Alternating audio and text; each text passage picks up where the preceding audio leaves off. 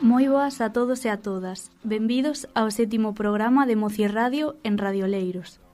Este programa está dedicado á arte urbano, un movemento que transforma rúas, muros e espazos públicos, combinando creatividade, identidade e mensaxe social. Para coñecer máis de cerca este mundo, contamos con Joseba Muruzábal. Con el falaremos sobre os seus inicios, a súa inspiración e o proceso creativo detrás das súas obras. Benvido e grazas por estar con nós. Hola.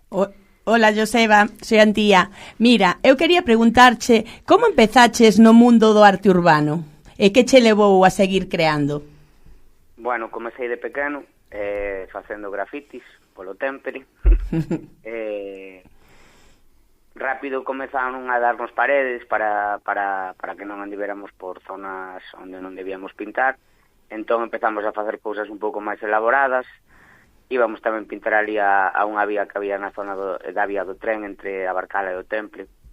E, bueno, pois, pintando con tempo, empecé a facer cousas que se salían un pouco do grafitis. Entreime máis en que o chamamos facer quecos, que era facer, pois, debuxos de figuras inventadas. E, bueno, pois, así comecei. Moi ben. Lembras o teu primeiro grafiti ou mural? E cal foi a túa experiencia? A ver, non sei cal foi o primeiro, pero o primeiro que foi que me contrataron para pintar algo xa foi, pois non sei, tiña 14 anos ou recén cumplidos, como moito. Pintamos a entrada da biblioteca do Colexio Portofaro. Eu e máis uns amigos. Como definirías o teu estilo para alguén que non te coñece? A ver, eu diría que fago figuración, non? Chamaríalle realismo máxico, que xa o dixen máis veces. Así un pouco en relación ao realismo máxico de Latinoamérica, na literatura, que mezclan moito realidade con ficción. Bueno, tiñen de fantasía a realidade. Entón, bueno, eu que fago tamén eso, creo. Sobre todo coa temática das superaboas. Logo fago de todo, sí. Tamén son realistas en máis, fago copias de fotos, non, quero dicir, non sempre ando inventando. E entonces que cousas ou persoas ou lugares te inspiran para facer os murales? Bueno, ali onde vou, sí. Porque pois aquí inspiroume o tema das fenómenas do rural, o tema das superaboas, pero tamén, eu que sei, acabo de ir a pintar ali en Goián, a praza onde estaba pintando chamábase Pintor Antonio Fernández, o colexio que estaba na mesma praza tamén. Ali había un museo de Antonio Fernández, hai un museo de Antonio Fernández, e o que fixen foi murais de Antonio Fernández, copiei cuadros xa pintados por él. Entón, bueno, o que fago é intentar adaptarme ao espacio e o contexto. Claro.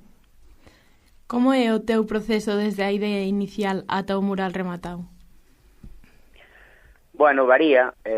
Neste caso a idea foi simplemente copiar, pues, como en Goián simplemente copiei cuadros do pintor, pero, bueno, normalmente traballo con xente do propio sitio para contar algunha historia que me interese que se vexa. Que se visibilice. Uy, perdón. No, perdón. Que significa para ti pintar no Concello de Cambre? Bueno, pintar ao lado da casa. Tampouco pintei tanto, no Concello de Cambre. Pintei solo pintei un mural dunha fenómena do rural, a Cortesa de Cambre, sí. A muller acróbata, que era a abuela de Noelia Gómez, unha compañera mía de clase de instituto, e pintei ali debaixo da ponte de autopista unha foto duns amigos meus en homenaxe a un deles, ese xa foi cousa miña. E pintei outro no mesmo, pois debaixo do meu edificio mesmo, tamén unha foto antigua miña no patio, cunha pelota e con máis amigos, porque agora nese patio non se pode xogar a pelota, está prohibido xogar. Bueno, son os 3 murais que teño en Cambre. Moi ben. E que che gustaría que sentisen ou pensasen a xente cando ven os teus murais? Bueno, que entendan a historia que intento contar na pintura. Básicamente que se entenda a mensaxe.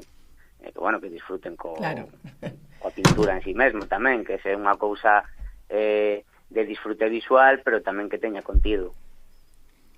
Cal foi o maior reto ao que te afrontaches como artista urbano? Bueno, quizá o máis reto foi unha viaxe que fixen a Reims a pintar. Tiña moi pouco tempo e tiña que facer 2 murais, e foron 21 días sen parar, sen baixar da grúa. Fixen 2 murais de 2 edificios de, pois creo que eran 7 ou 8 plantas, non teño seguro. Bueno, eran complexos os murais, ademais eran bocetos complexos, porque traballaba con fotos de imaxes do barrio nos anos 60, e misturei varias imaxes. Bueno, foron murais tanto de complexidade técnica como de pouco tempo e moito que cubrir. Entón, sí, quizás foi o reto máis grande, máis que nada polo esforzo. Hai algún mural ou algún proxecto que che fixese ilusión? Moitísimos. Ou máis ilusión? Non teño máis de nada. Reto, podo dicir ese, pero non teño en mente ningún mural que me fixera máis ilusión, porque igual no momento sí, pero despois co tempo desaparece esa ilusión, pero estás con outro, pero como comparas eso? Claro. E como ves o futuro do arte urbano en Galicia? Bueno, sigue habendo moitas medianeiras que pintar, e son moitos os concellos os que se animan a facelo, así que, bueno, eu creo que temos futuro. Vale. Que lle dirías a alguén novo que quere comenzar no grafiti ou no muralismo? Bueno, ahora hai moitísimos referentes. Cando eu comecei non había tantos referentes. Para conseguir unha revista de grafiti pois era máis difícil. Agora colles Instagram e tes muralistas, grafiteiros, creo que é máis fácil que antes aprender a pintar. Tendo vos referentes é máis fácil aprender. O meu consello é que sigan a xente que lles guste o que fai e que intenten non copialo nin imitalo, pero si telo en mente, porque todos facemos eso. Cal é o teu mural que máis significado ten para ti? Ai, estas preguntas de máis. A ver, podo dicir que o primeiro mural das Superaboas, isto sí que pode ser, porque foi o que abriu a miña trayectoria como muralista, e na que eu pintara dende pequeno e fixera moitísimas tiendas e xa pintara edificios antes de facer murais máis propios, non, de temática propia. O que abriu o meu camiño como profesional no muralismo foi a greleira de 50 pés que o fixen no Desordres Creativas no 2016. Tivo moita visibilidade e eso foi o que me levou ata onde estou agora. E algunha obra que teña así algunha historia curiosa detrás? Que hai moitas. Todas, claro. hai moitas obras, pero por salirme un pouco de fenómenos do rural, que quizás sexa máis fácil de coñecer as súas historias, non? Pues, máis coñecido, saliron moitas veces na prensa. A primeira vez que fun fora a pintar, fora de Galicia, que foi a Guadalaviar, a un puebliño ali na montaña de Teruel, e ali pintei algo en relación a un colexio. É un pueblo de tradición transhumante, é un pueblo pois que foi que mermou moito a súa población, e cando fun quedaban solo 5 nenos na escola. Era moi probable que para o ano seguinte pecharan a escola porque un deles cumpría 15 anos e xa iba a estudiar fora. Entón fixen un traballo con nenos do cole. Algún non era do cole, algún estaba ali de vacacións, pero creo que 3 eran do cole. e fixen un mural como para recordar fixen como unha mezcla entre a historia dos Goonies, non se sabedes que os Goonies son uns rapaces que van a ser desahuciados por unha promotora inmobiliaria e teñen que encontran un mapa e van en busca dun tesouro, non, con ese diñeiro poder pagar o que tiñan que pagar, que non sei se eran as casas ou o terreno onde vivían, pero bueno, o tema é que iban buscando un tesouro para poder quedar coa súa propiedade.